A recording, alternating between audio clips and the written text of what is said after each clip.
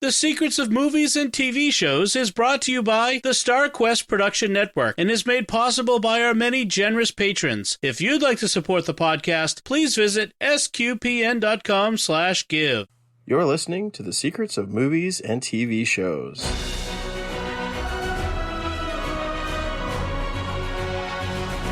And today we're discussing the Studio Ghibli film, The Boy and the Heron.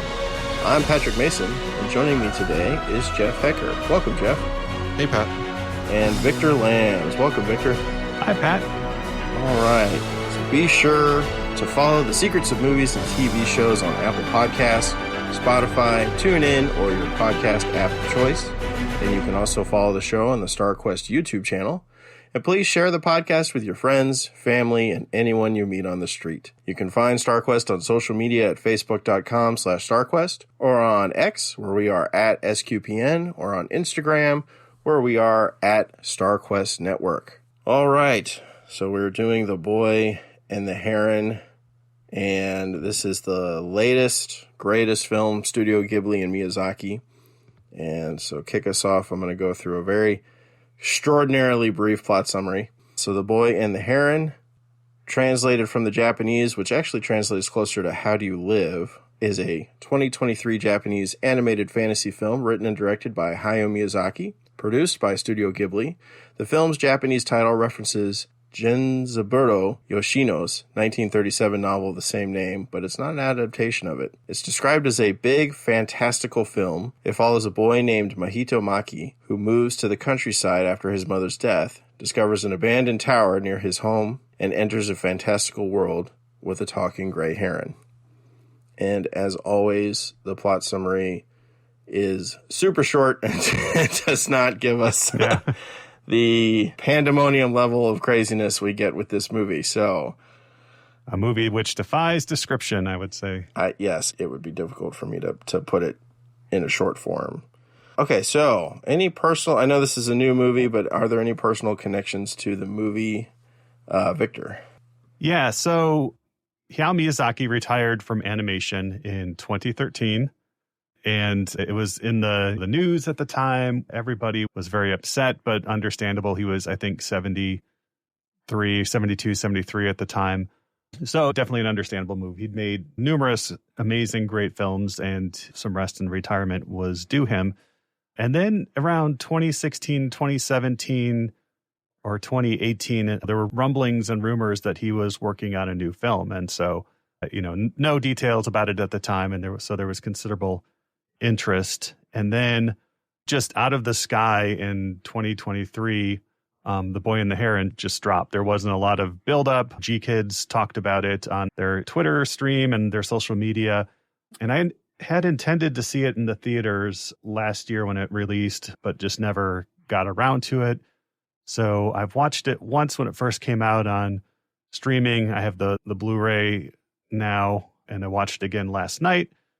And NTK, which is a television company in Japan, now owns, or at least is managing, Studio Ghibli.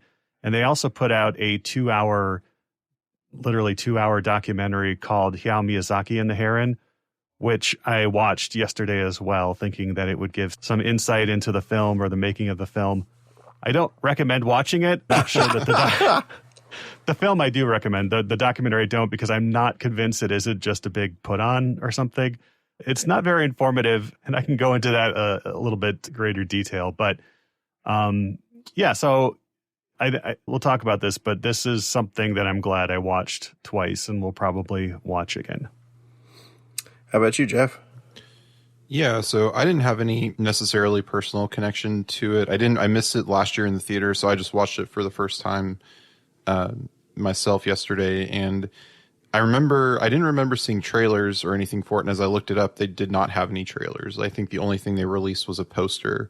So they didn't promote this thing at all. So I really didn't have much of an idea of what it was about or what it was going to be about, other than it looked like very typical Miyazaki, very fantastical kid goes on an adventure in a fantasy world type of thing. And yeah, after watching it, it was good. I think it's one that I'll have to watch again in order to really understand it, because it's I think there's a lot of complexity to it that you will gain after watching it watching it again and again. So while I did enjoy it and it looks great as most things Miyazaki do, it looks really good. This one, I would say, at least just on my first watch, it's not one of my favorite movies of the Ghibli canon that I've watched. So, but it is one I want to go back and watch again because, like I said, I think you'll gain a lot from rewatching it and from repeated viewings and knowing where things are going and what things might mean. It's one that bears that further rewatch. So. But yeah, it was good overall. Like I said, it was a little bit hard to follow because the first half of the movie, you have the main character kind of dealing with the grief of his mother. His father marries his mother's sister and is pregnant, and she's pregnant because it's during World War II, and his father's a air munitions manufacturer. So they moved to this country estate to escape in the event of invasion, and he's dealing with the grief of loss of his mother from a fire in the hospital.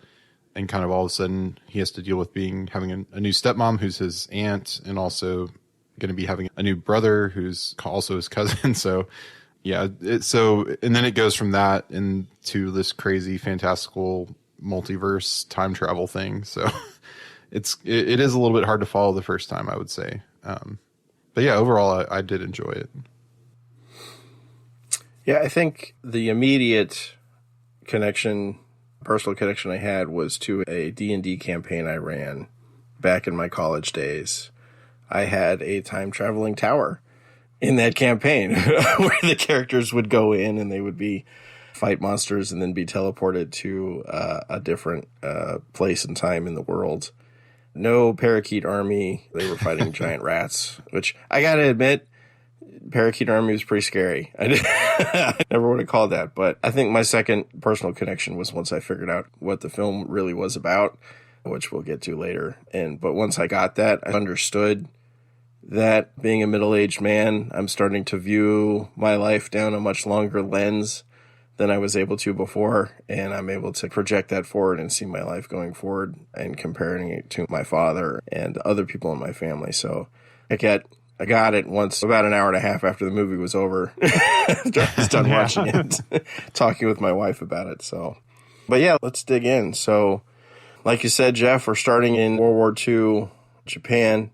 I believe they say, the main character says they leave the city in the third year of the war, which is probably the best time to get out. Yeah. So this is, they acknowledge in the documentary that I saw that this is probably Miyazaki's most autobiographical film. He was born in 1941, so he's a little bit younger than Mahito would be. But his dad did make plane parts, rudders instead of canopies, as we see here, I think leading up to the war. His mom was also sick with spinal tuberculosis for many years and had to be hospitalized for a long time. So we see that here. We see that in the Totoro movie as well. And I think they did actually leave the city for a part of his childhood. So if you're not reading too much into it, if you look at Mahito and say that's Hayao Miyazaki in this film, at least to some degree. Yeah, that makes sense. And I think for me, I like the authenticity of it from the perspective of the war, because they really were, especially as the war dragged on, assembling those parts and moving them almost by hand or like by ox and cart, just because so much of the infrastructure had been derailed or destroyed by the Allies at that point. And that to me was very interesting, having that as the setting background. Yeah. Shoichi plays Mahito's dad, and he's the owner or runs the factory, which is in this rural town they've relocated to. And it's clear that he's very pro-Western, in the way he dresses in a suit. He loves to drive around in cars. He's got a Datsun. Yeah, he's got a Datsun. And this is also a theme kind of in Miyazaki's films, but also here as well, just the influence of Western architecture and machinery and stuff, because they've moved out to this rural, traditional Japanese estate that has the long house with the roof and the porch around it, typical what you would see in any anime film or in any rural Japanese estate. But right next to that, you have this colonial type house that's been built out of bricks. It's very Western. Inside, the furnishings are all Tiffany lamps and opulent couches and bookcases and stuff. And there's really no explanation for this, except they do point to, oh, yes, this is his stepmom talking. Our great uncle built this and built that tower over there. And you look at him and he's very Russian. He has like an Imperial Russian beard and features and stuff. And so I don't know enough about Japanese history to know like when the Russians were coming over or anything like that. But it's clear that maybe granduncle isn't native Japanese here. And I just had that very distinct feeling that not only granduncle, but the father and the main character were, I don't know, not Japanese is not the way to put it, but that they were culturally Japanese, but maybe not genetically as much. And because there was something that always set them apart, it seemed like, in the animation style and the accent, definitely. Yeah. So Soichi Mahito's dad is played by Christian Bale, which is an in-joke because in the Japanese version, the same actor that played Howl in Howl's Moving Castle played Mahito's dad in this film. So Christian Bale played Howl in Howl's Moving Castle. He plays Mahito's dad in this one as well. So that's a nice little parallel there. But he's putting on this accent, which I'm sure is very authentic to whatever it is he's referencing. But it's like this mid-Atlantic part. Sometimes it seems lapses into his British or Boston or something.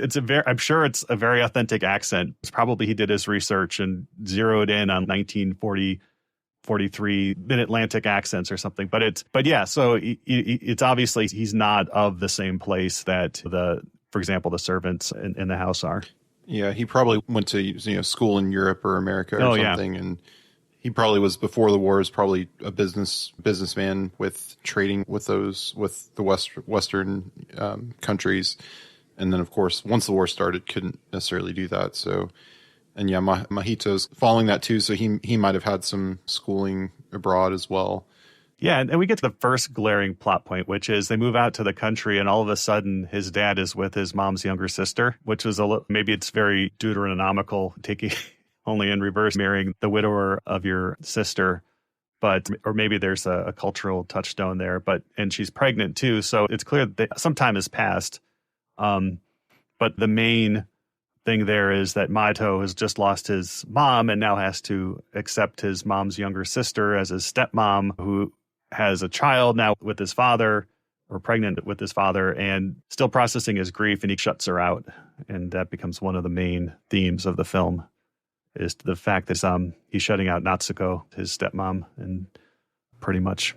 Yeah, he gets it all at once, right? So you see, well, from our perspective at least, the death of his mother in the fire, and then leaving my home, right, which is a huge deal for any child, especially if it's the home you've always known. And then I get introduced to my stepmom and my new house, and she's pregnant, all within a 2-hour span. Yeah. And so it's all very much, no wonder he's like out in the woods trying to find something else, trying to retreat out to just deal with what he's going through. It's not surprising and that's a pretty typical trauma response, right? Is to, okay, I've had all these really big changes in my life. I need to go figure them out. I'm going to go wander off and be by myself. What did you guys think about, and I know this is a little dive kind of past this, but what did you guys think about the animation style during the fire? Yeah, I was just going to comment on that. That was really cool. Yeah, very non-traditional Miyazaki. It's very, the characters are deformed. There's heat effects and stuff happening. It's very impressionistic and kind of experiential, like how he experienced running to the hospital versus how it would actually look to a camera.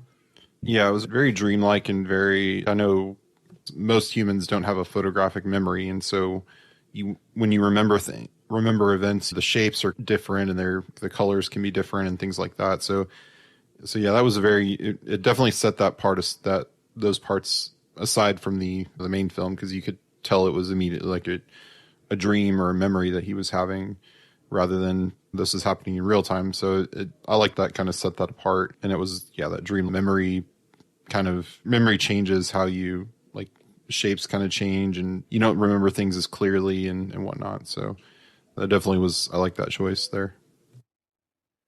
Yeah. And I think we can chalk that up to Takashi Honda, who came on and was basically the animation director for this film. in past films, Miyazaki does all the storyboarding by hand. So every camera shot he draws out. But for most of his other films, he actually did all the keyframe animations himself on the tracing paper with pencils and stuff. But this one, it was just taking so long. They had planned to do this movie in 3 years, and it was like going on 6-7 years before they finally got it out, that they brought on Honda, who had worked on numerous Studio Ghibli films, had worked side by side with Miyazaki, but had also worked on the Evangelion show and the Evangelion films as well. So I think he brought a lot of that more contemporary anime style and flair to it than we would have seen maybe otherwise.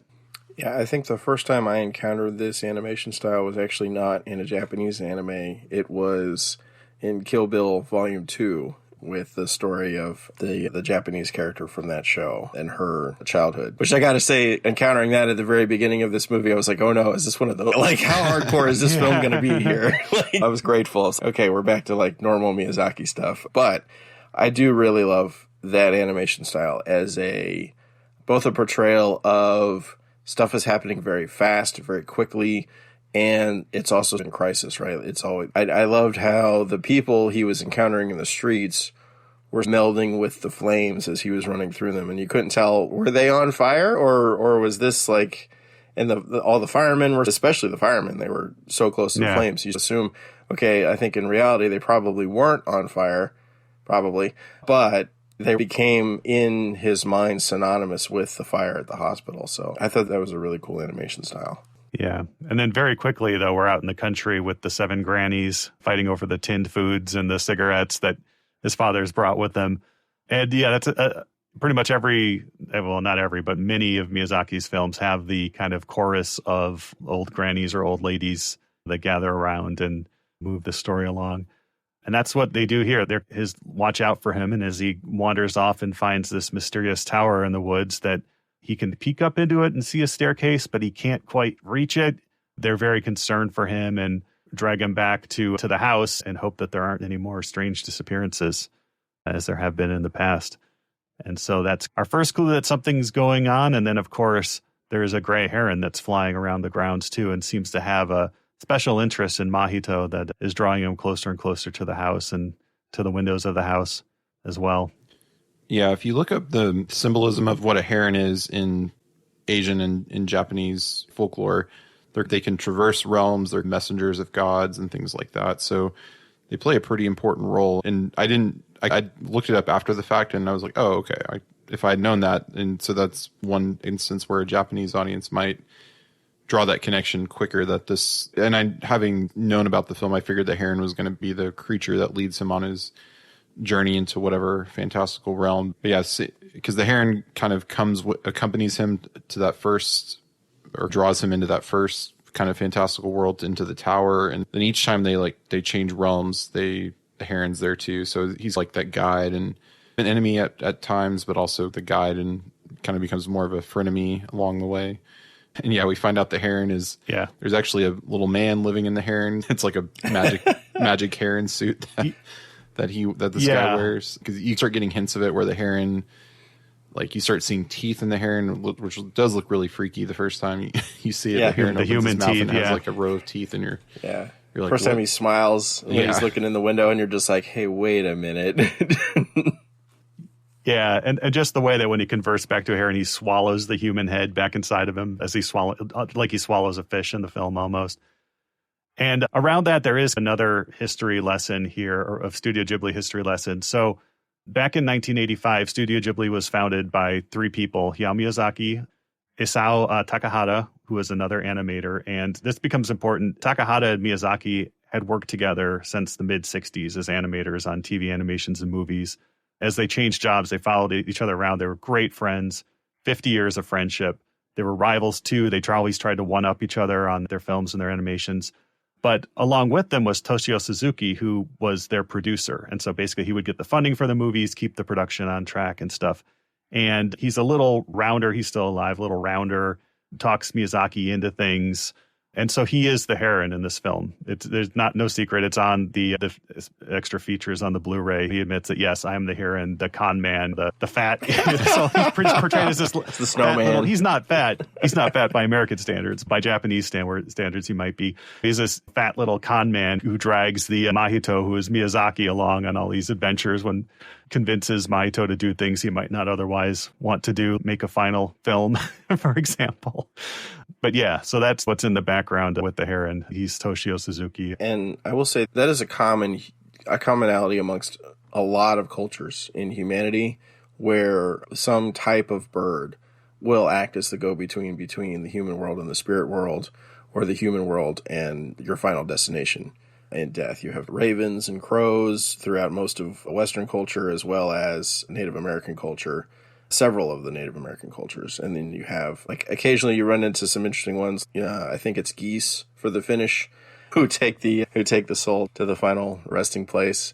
And so it's interesting that we get to see the Heron play that role. I also find it interesting that this is a very bird-centric film. Most of Miyazaki's animals tend to be four-legged variety or something like that, but we got a lot of birds in this film.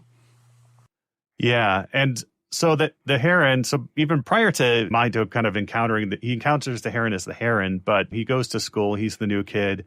He's a little harassed a little bit by the kids on his way home from school, but on the way home from school, he's so filled with rage and malice and doesn't know what to do that he picks up a rock and hits himself in the head. And it's not a bloody film, but there's blood in it. And this is a pretty deep gash. We see it as it's healing later on. And his face, blood's running down his face. Of course, his dad is, I own this town. Tell me who did it. I'll make their family's life miserable. Yeah. But he just says, I just fell. And so he wears the scar, as we learn later, as a sign of his malice, that, that he is just as capable of anger and malice as anyone else in the film.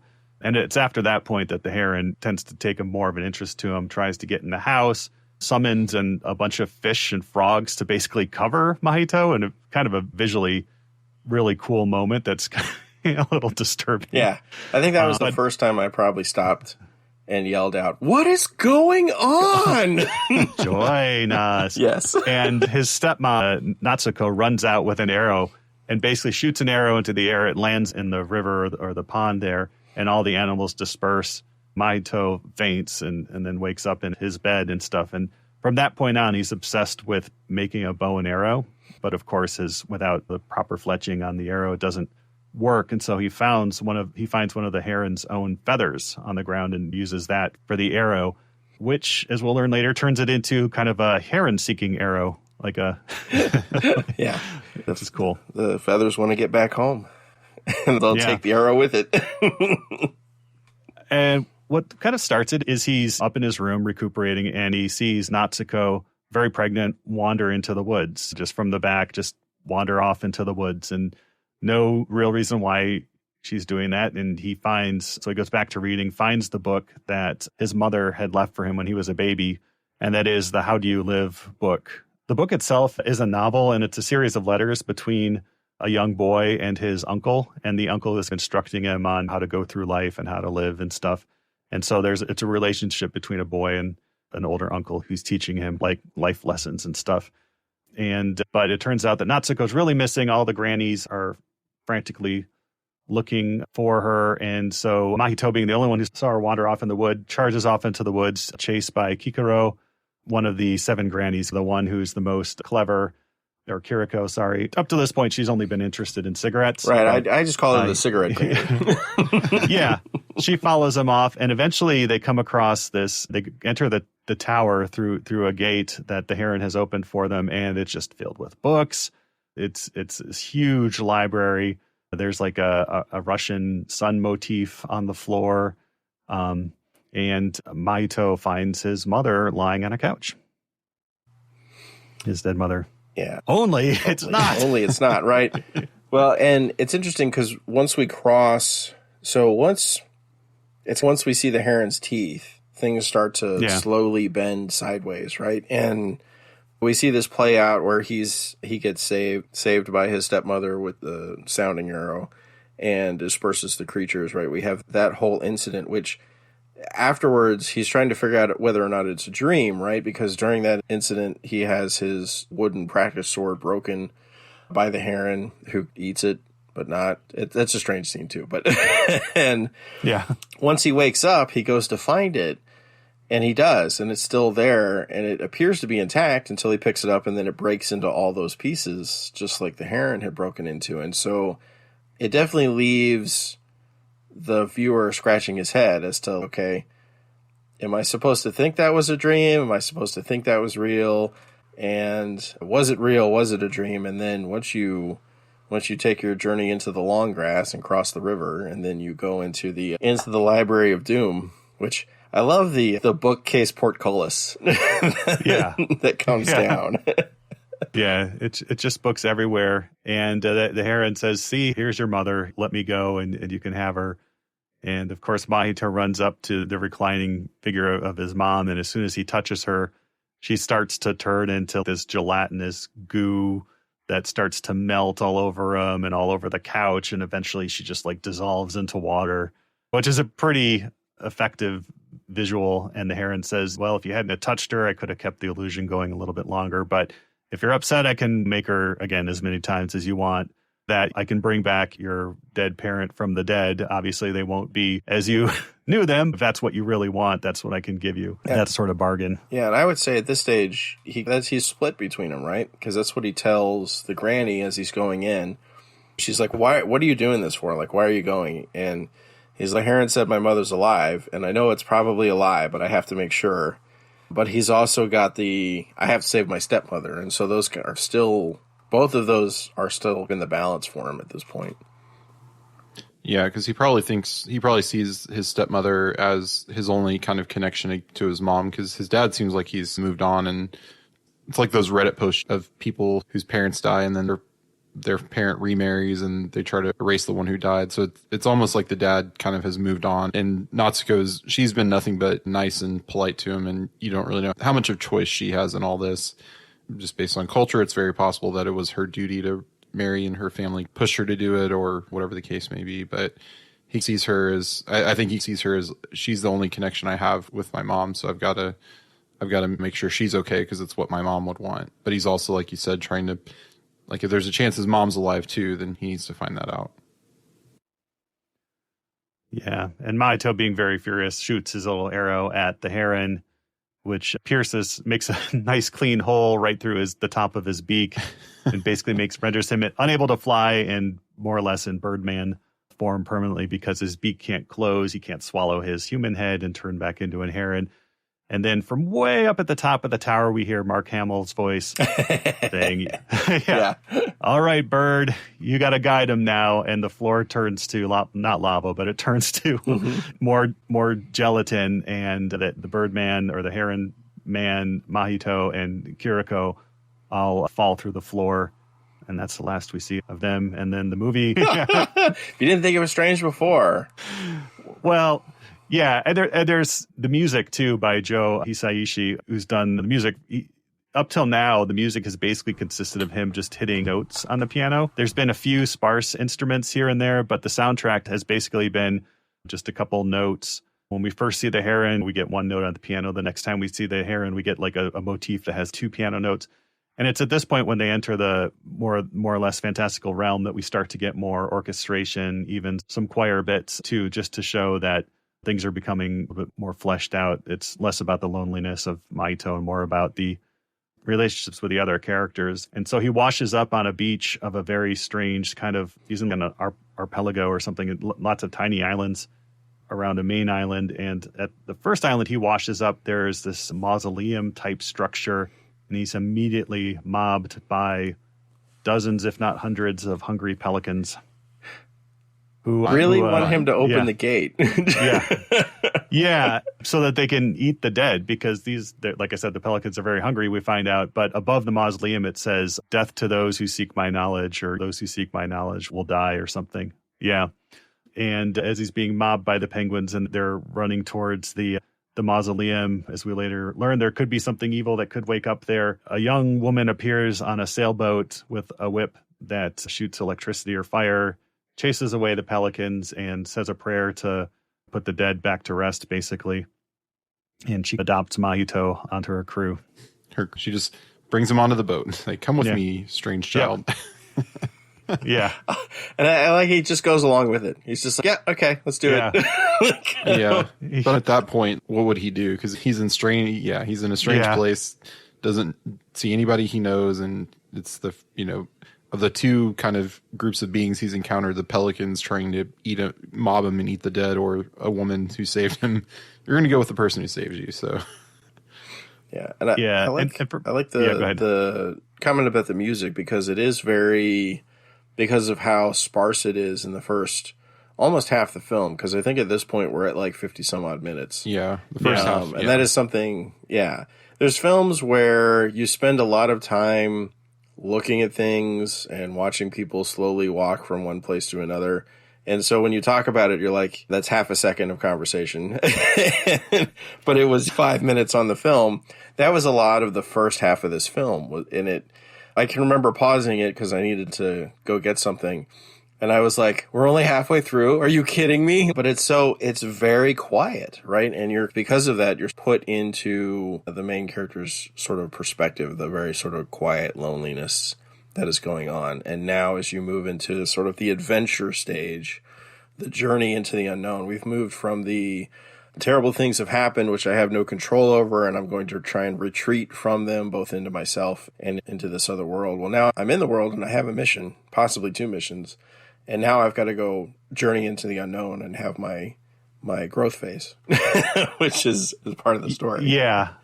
And it's out here, too, where I wouldn't say weird, but outstanding visuals tend to just pile up as he's on the sailboat, beautiful water.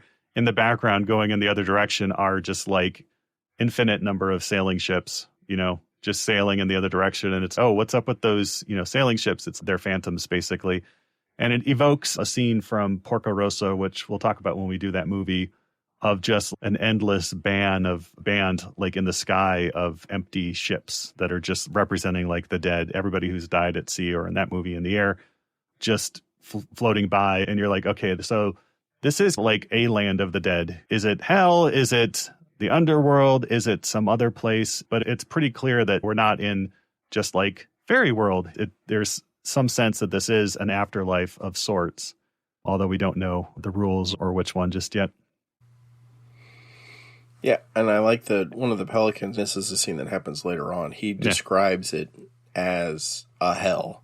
Like we got pulled to this hell, and there's not enough fish for us, so we have to eat the little cute white waru, waru, yeah. Which the wara wara, yeah. Well... Yes. Yeah, I think we could probably do an hour just about what the wara wara are, but it's a Pixar movie Soul. That's what it was. A little bit more earthy than that, but yeah, it's so with this woman's help, they catch a big, huge, ugly fish, and as they're bringing it back because this woman lives on a shipwreck that's basically sold, it's a garden now. It's covered up with plants and is a garden, but just still in the middle of the ocean. All these phantom creatures are following them because she has food.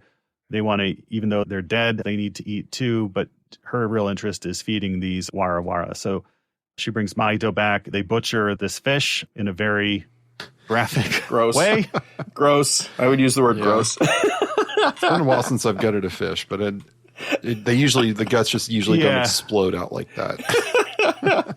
It's very Akira feeling to it. It was very Akira was what I was thinking to some of Princess Mononoke. Yeah. It's definitely like the grossest moment in the film, and lots of theories about what the fish is and why the people eat its guts and stuff. And you can go down too many rabbit holes. But, after butchering the fish and feeding the phantoms and this woman puts Maito to bed basically underneath a table with 6 of little figurines, almost like those Matryoshka dolls, watching him to basically guard him. And he counts them and he notices that there's only 6, whereas in real life there's 7 grannies. And quickly figures out that the woman who's been helping him is Kiriko, the 7th granny who followed him into the tower and fell through the floor. Only now she's young and, has lots of energy and fish, butchering prowess skills. Yeah. But as he goes up to use the bathroom, he sees the wara wara taking flight, and they're the cutest things. They look like the little antipodes from, the Doctor Who episode with the little fat creatures, but they're these white blobby things. And it's at this point that I was like, okay, Miyazaki's doing his greatest hits. You go into the spirit realm, that's Spirit Away. You have some like cute creatures that are wandering around, like you have the mask blah, blah, blah, things. And Princess Mononoke says, oh, okay, you got to have your cute creatures. And they start to float up into the air and form these like helix patterns. And you're like, oh, okay. So it's basically human DNA that's forming and floating up into the sky. And Kiriko says, oh, who are they? Well, they're basically human souls, as you mentioned, who are floating up to get born. So they're like these unborn DNA creatures. Wara wara in Japanese literally means like information or announcement.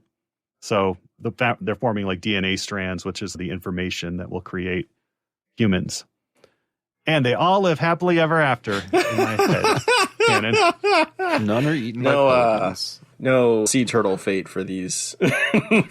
No, very quickly those aforementioned pelicans swoop out of the sky, devour, you see a gobble up 4 or 5 into their beaks and swallow them down, and these beautiful DNA strands start to crumble and fall apart and fall back down to earth. And it's just like this horrible moment. It's probably like one of the most horrible things. It's not gory or anything, but it's like one of those horrible things I've ever seen. And fortunately, another young woman appears on a boat, launches a flaming arrow into the sky. The sky fills with fire, and pelicans and like are just incinerated alive. But it has the effect of scaring off the rest of the pelicans, and some fragments of it just float up to be born. Yeah, it's like to carry on. Yeah, like a star pattern. Is what you get, sort of a messy it looks like pattern. a firework more than just like a flaming arrow. Yeah. So are the Wara individual human souls? Do they represent humanity itself that's been destroyed or altered or perverted by these very hungry pelicans, and then the attempts by Hime to scare them off? It's never really addressed after that point. Yeah, I saw some interesting commentary online about what the pelicans represent, and one of the ideas was that these were maybe the warmongers in Japan, or the older generation in Japan at the time of the war, that were saying we have to serve the emperor, we have to do all this, but ultimately they're going to be sacrificing a lot of the next generation to that kind of that war machine and to losses in the war. So you can see it, if you view it that way, you can see the pelicans, the older generation is consuming the new generation. And that happens in a lot of societies as well, where resources are taken from rob the future generation to feed yourself, basically. And I don't know if I'm not steeped in the culture enough to know if that's what Miyazaki was going for, but I thought that was an interesting commentary on that.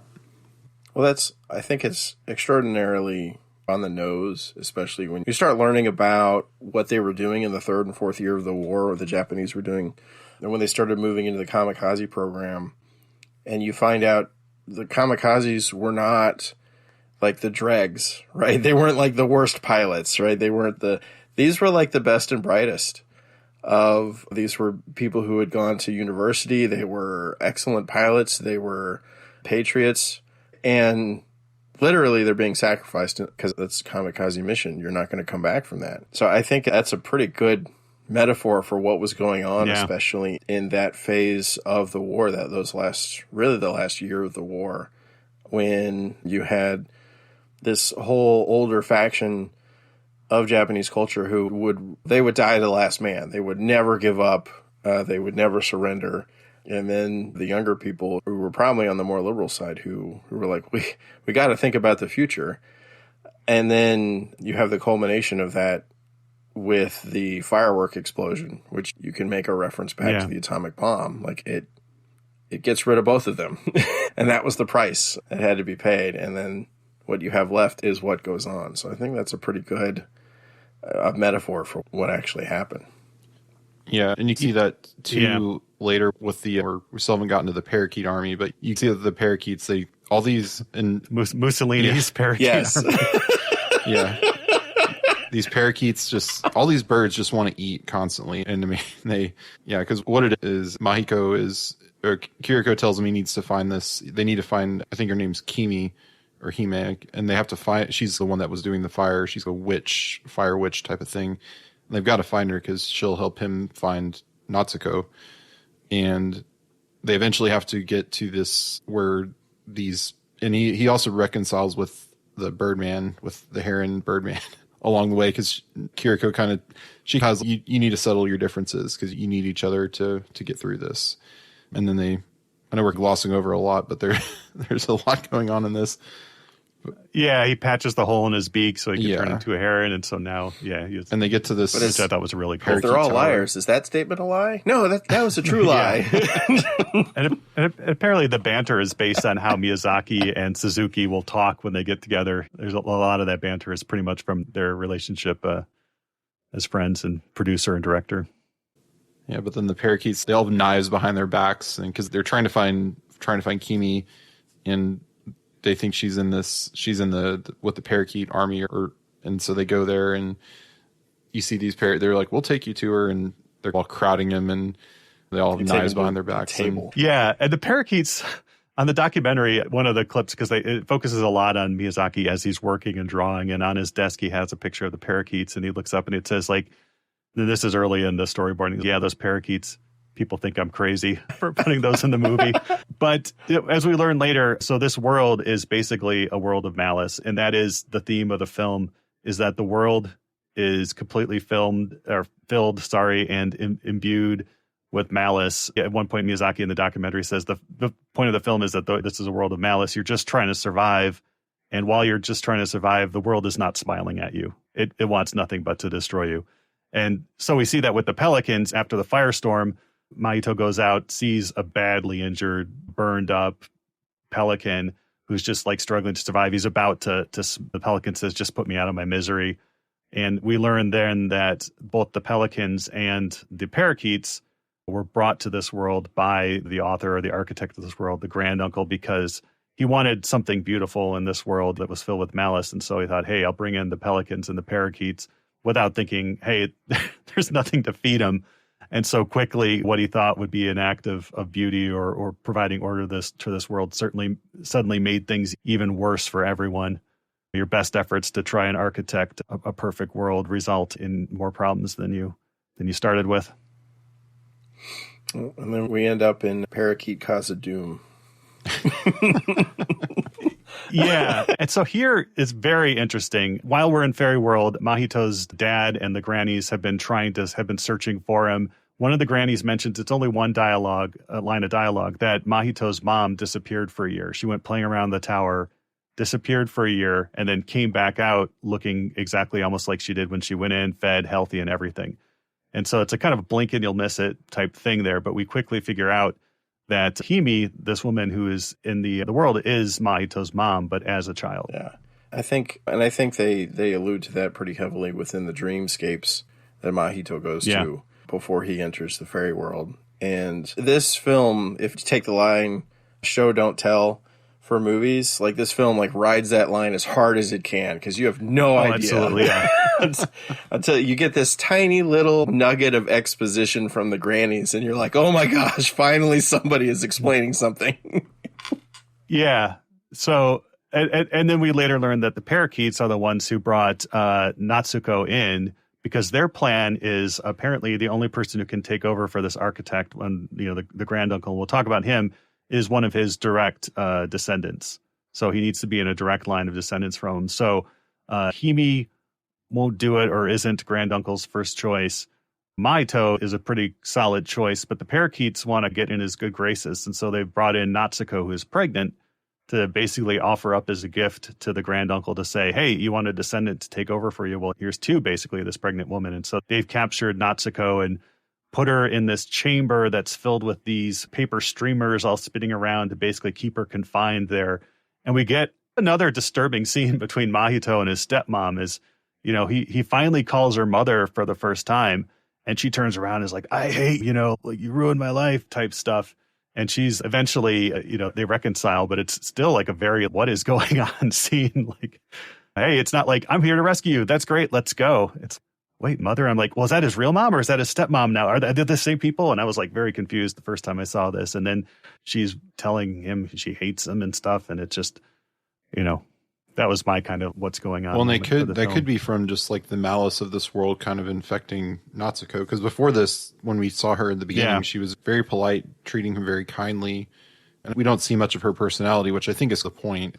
She was probably treated like you're something to be bartered. You're doing your duty to serve your family, kind of a thing. So she doesn't really have much of a personality of her own that we see. So I think the malice may have infected her and made her kind of that angry in that world.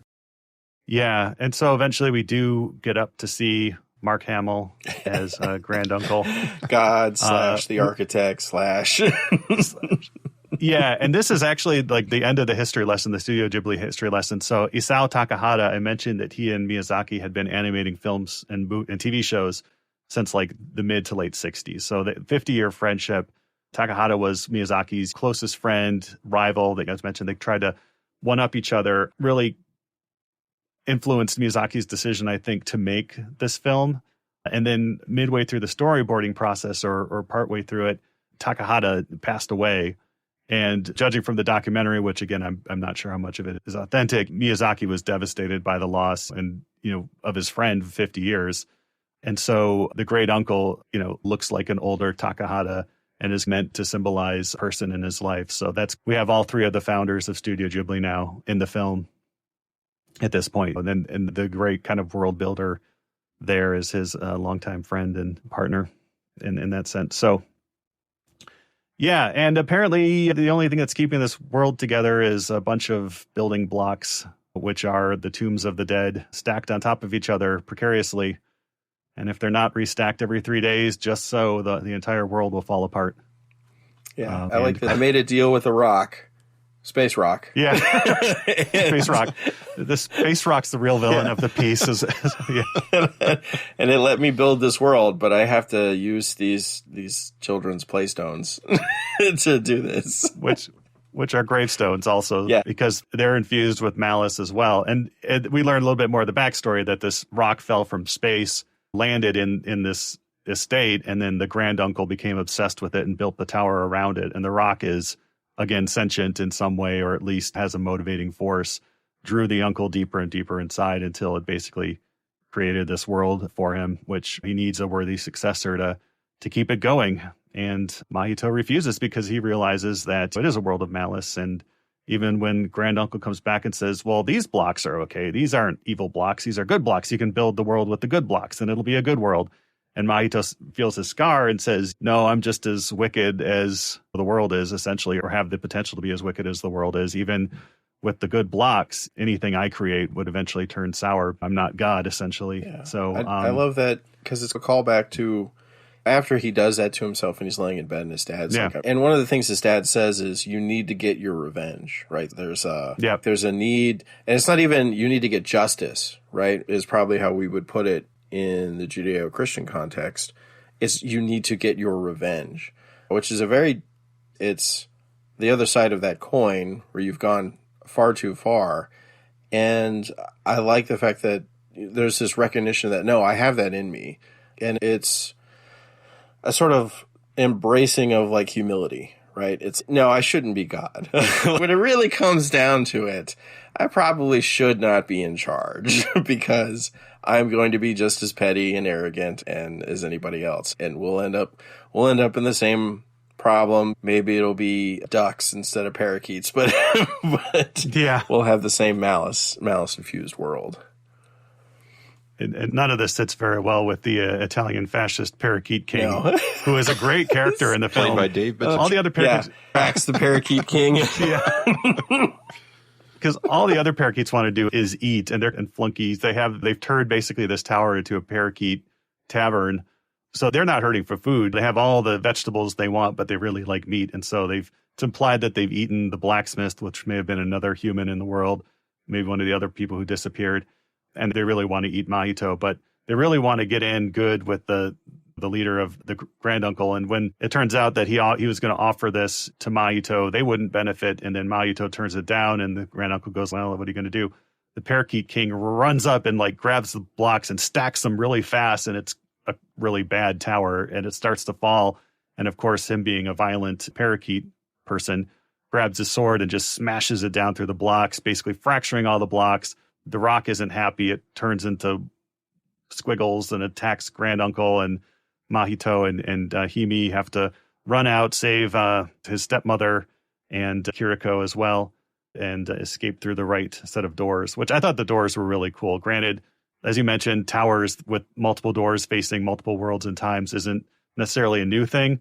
There's another book that was referenced in the English credits saying based on a book by not Jonathan Colton, but House of Many Ways. No, that's a different book.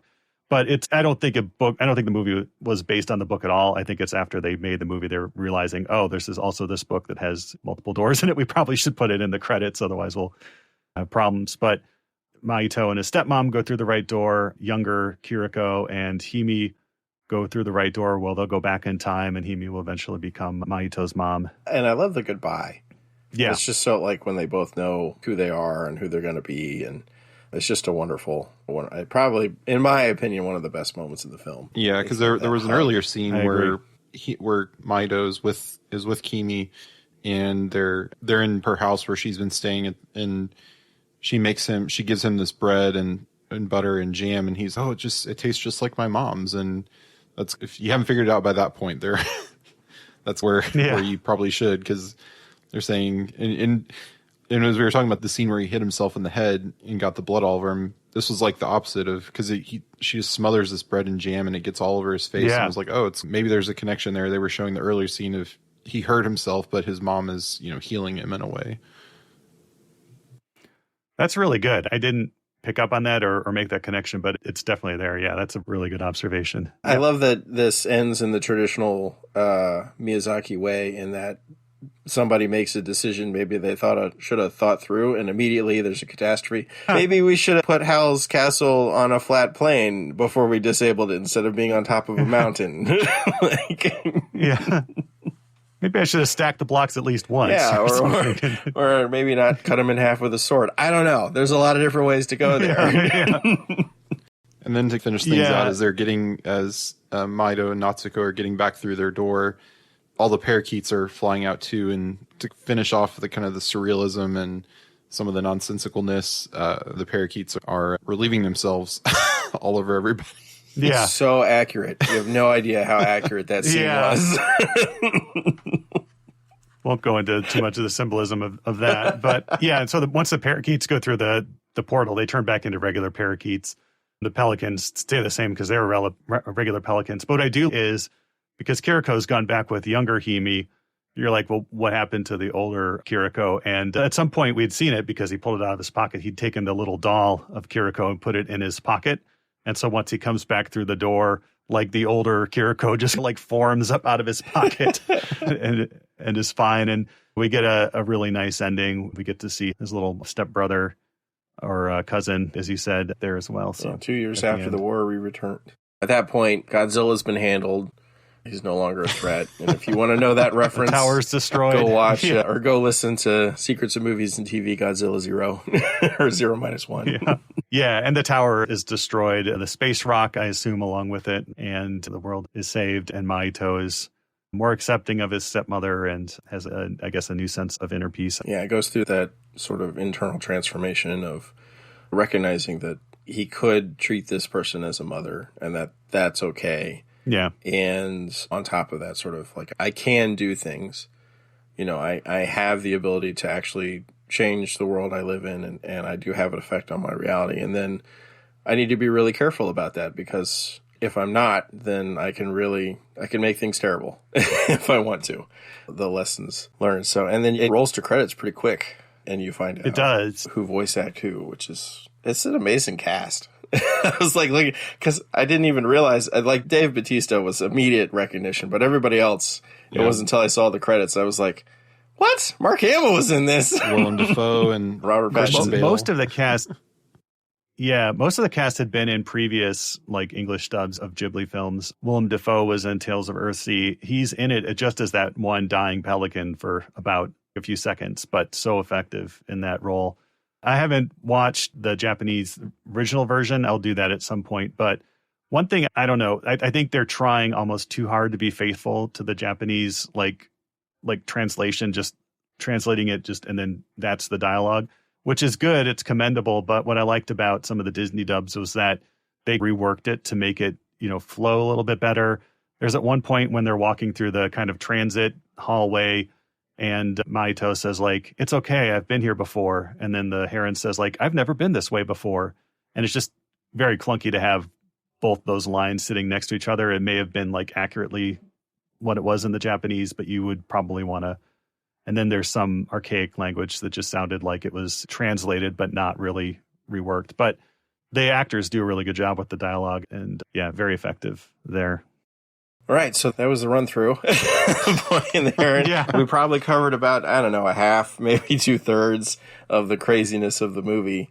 But Jeff, did you have any kind of final thoughts? Anything you wanted to say about the movie?